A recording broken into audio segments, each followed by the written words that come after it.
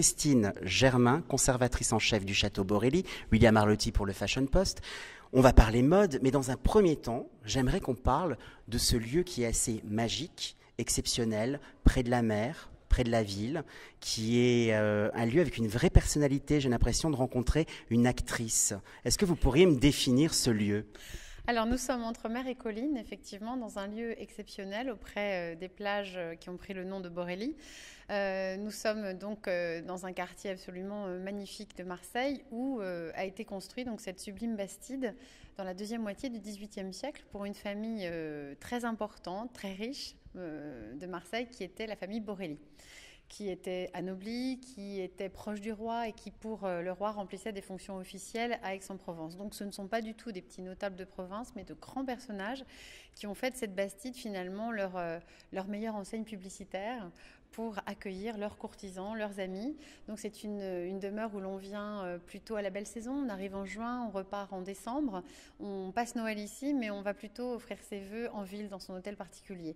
Donc c'est une bastide qu'on occupe à la belle saison, avec une vue sur le parc. À l'époque, ce n'était pas le parc d'aujourd'hui, mais un magnifique domaine cultivé. On a un accès direct à la mer. On ne se baigne pas, mais on profite de la brise marine le soir. On a une cour d'honneur qui tout de suite est extrêmement imposante, carrossable. On rentre en carrosse, on est déposé devant le perron. Et là, on rentre dans une bastide extrêmement décorée, avec un mobilier de choix, avec ce fameux salon doré dans lequel nous sommes, qui est un salon de repos, un salon de détente, un salon de jeu. On est sur la façade nord, donc on est en plein été, là, au frais, avec cette grande banquette à l'arrière qui s'appelle une banquette d'alcôve, mais qui, en marseillais, est devenue une radassière, pour se radasser, c'est-à-dire pour se reposer. Donc c'est une bastide riche, belle, avec tous les signes extérieurs de richesse. On a l'eau courante par une petite fontaine dès l'entrée. On a une salle à manger qui est une pièce encore très rare au XVIIIe siècle, de manière fixe et pérenne. On a un cabinet des bains, raffinement ultime et signe effectivement de l'hygiénisme qui gagne là et qui s'impose dans les hautes sphères de la société. C'est vraiment une demeure hors du commun, et ce qui fait que dès le départ, on l'appelle de toute façon la plus belle des bastides. Vous avez planté le décor, on a eu un travelling cinématographique et historique. Nous sommes dans cette pièce et nous avons derrière nous cette silhouette Chanel qui est en coordination parfaite avec le décor, avec le mobilier, et ça nous permet de rebondir sur l'actualité du jour, qui est une mission mode. Comment cette idée de mission mode, ce lien entre la Légion étrangère et la mode, s'est faite ?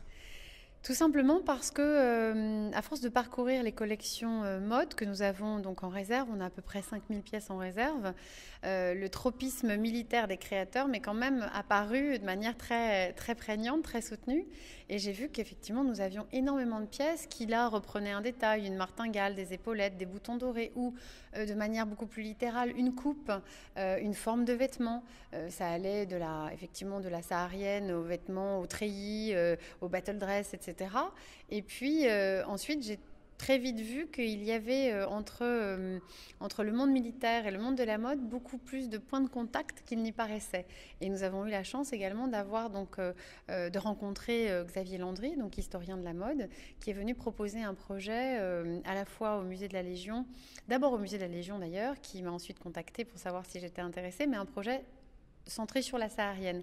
Et moi, je souhaitais qu'on soit, justement, en raison des collections que j'avais pu inspecter et étudier, qu'on soit plus large et qu'on offre au public plus à voir pour essayer vraiment de tracer le fil de cette inspiration militaire dans le dressing contemporain.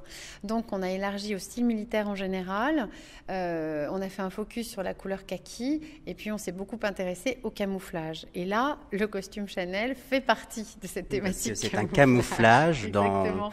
Entre les colonnes de l'alcôve de Borelli. C'est un vrai camouflage. C'est tout à fait ça. C'est un camouflage mimétique. C'est pas un camouflage de motifs comme on a pu le voir décliner à Aubagne ou ici. C'est un camouflage mimétique, c'est-à-dire qu'on reprend les couleurs de l'environnement. C'est un vêtement un peu caméléon.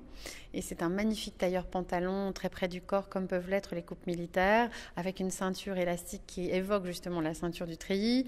On a également une évocation des armures, parce qu'en fait, il est travaillé quasiment comme une pièce d'orfèvrerie. Oui, on a l'impression que c'est un blason all over body. Tout à fait. Il est travaillé comme une pièce d'orfèvrerie avec incrustation de pierre. On a donc même l'impression que le métal est repoussé. On a ses réseaux, ses veines. Tout ça dans une coupe très stricte. C'est un magnifique vêtement et c'est un prêt de la maison Chanel absolument merveilleux.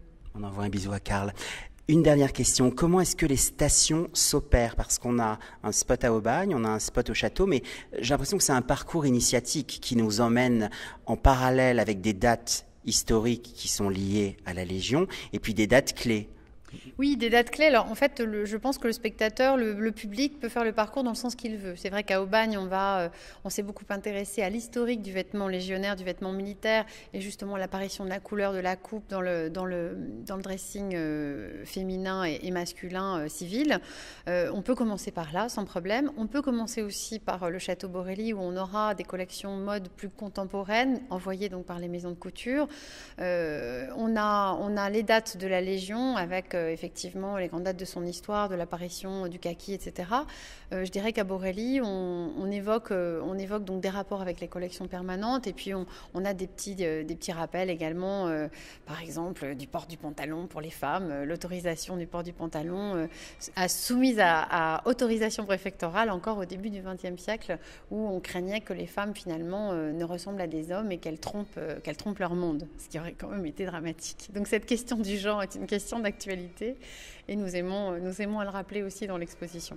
Vous êtes passionnée, vous êtes passionnante, on pourrait discuter des heures, mais j'entends la mélodie qui amorce justement que nous allons devoir écourter cette interview. J'étais ravie de vous rencontrer. J'espère vous retrouver pour une prochaine exposition, parce que les expositions sont en mutation et évoluent puisqu'il n'y a pas d'expo permanente. C'était William Arlotti pour le Fashion Post, et j'invite les téléspectateurs, les téléspectatrices à venir justement respirer cette fraîcheur du Sud à Marseille. Merci beaucoup. Merci.